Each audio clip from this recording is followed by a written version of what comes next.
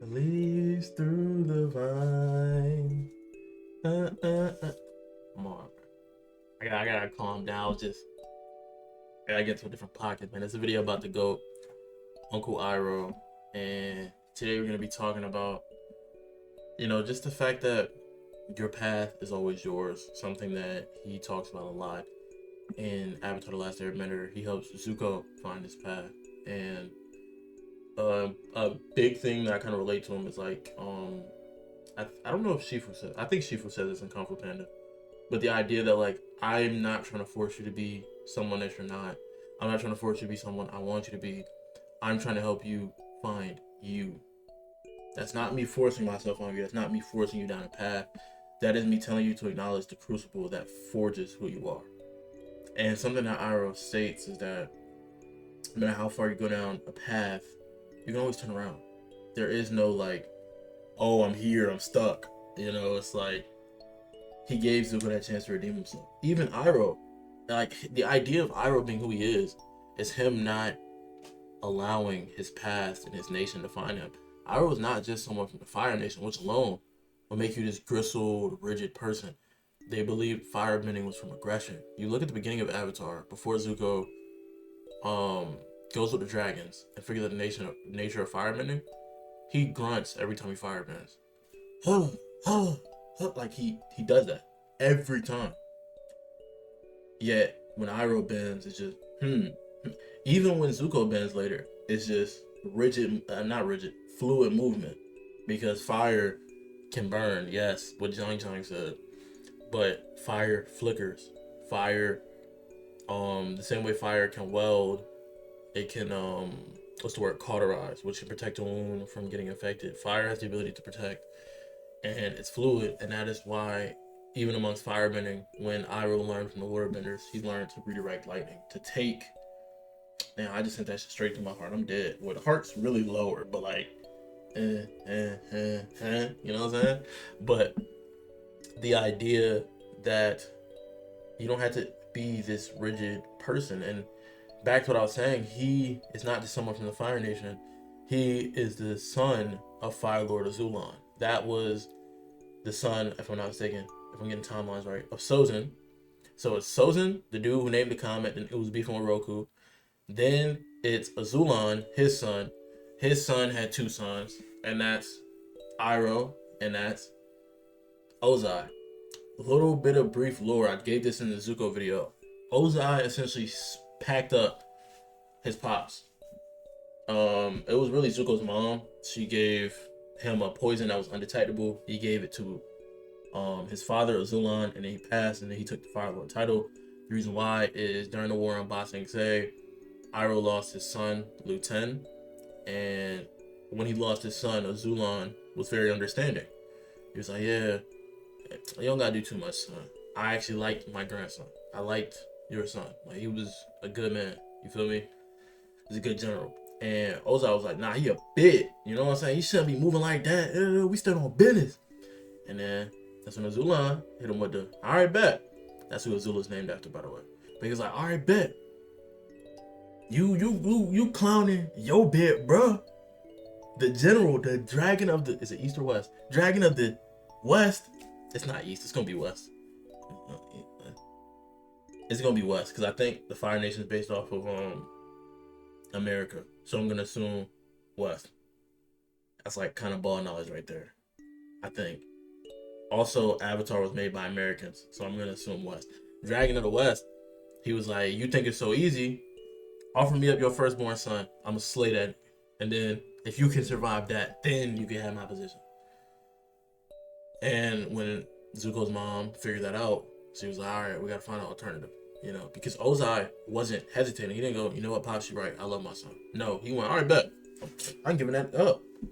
That's the type of man he is, and that is Iroh's younger brother.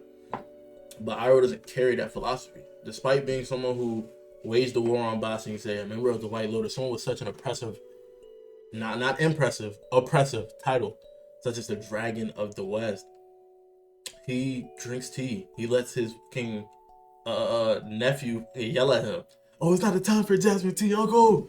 Teach me the advanced bending." And I was just like, chill.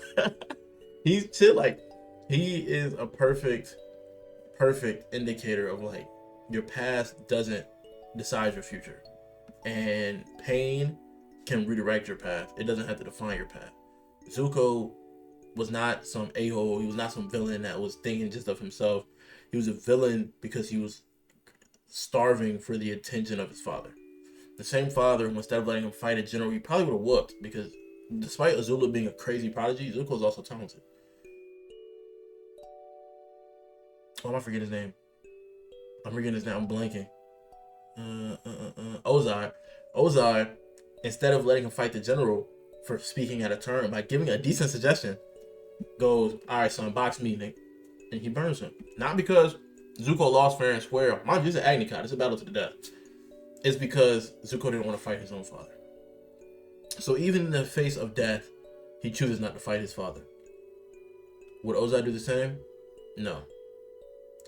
That enough, like just knowing that and knowing Iroh's character, you can understand why Iroh saw something deeper in his nephew. Like this ain't his son. This is the closest thing he got to his son. You feel me? You know what I'm saying? And for Iroh to hit the development he had to kind of unlearn the brainwashing his nation taught him. Like we see when Aang infiltrates the Fire Nation, that like they're telling the story completely different from what it's supposed to be. And they have like this Viltrumite approach where they're claiming like, oh, if everyone's under us, it's gonna be prosperity. Y'all are driving around flagships that put all this smoke in the air. Y'all are speeding up global warming, but y'all have they like, you feel me? They have the metal, they have iron, everything about them. It's really good writing from the writers. Everything about them is like meant to be like oppressive, aggressive. They have tanks, they have war balloons, they have all these developments only when it pertains to like war. And they're teaching like these lies because they want to take everything over. You feel me? And Iroh, seeing all of that, knew that, yeah, my environment gives me a path. It can define me, but I decide whether I want to keep walking down that road. And in Zuko's case, his grandfather on his father's side is Sozin. His grandfather on his mother's side is Roku. So literally Zuko's character, and I think that's what they were gonna do if they were to give us the Book of Air. When Aang took in Ozai's like evil to take away his bending, I think there's gonna be a conflict there of Aang facing the ramifications of that. Zuko is what happened when like the blue from Aang hit the red from Ozai. That is Zuko. Part of him is Sozin, dictator. I want to take everything.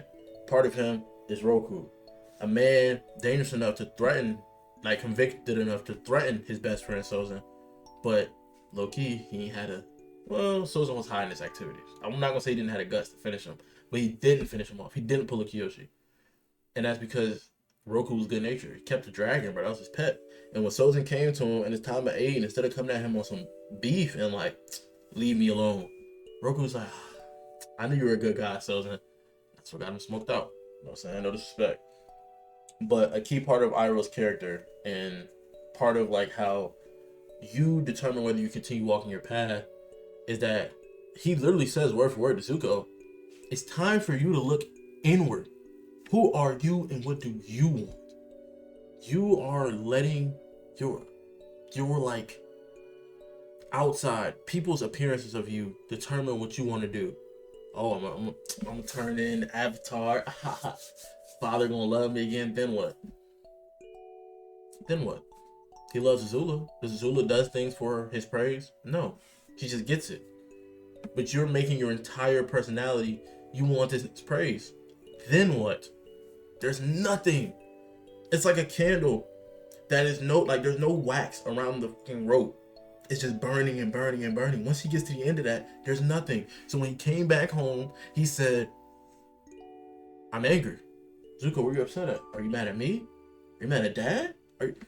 I'm angry at myself. He realized that he was burning himself thin, and in turning in Aang, he kind of betrayed Iroh. He let his grandpa, he let his uncle rot, that was there for him for rock bottom, for a father who gave you a permanent mark of shame.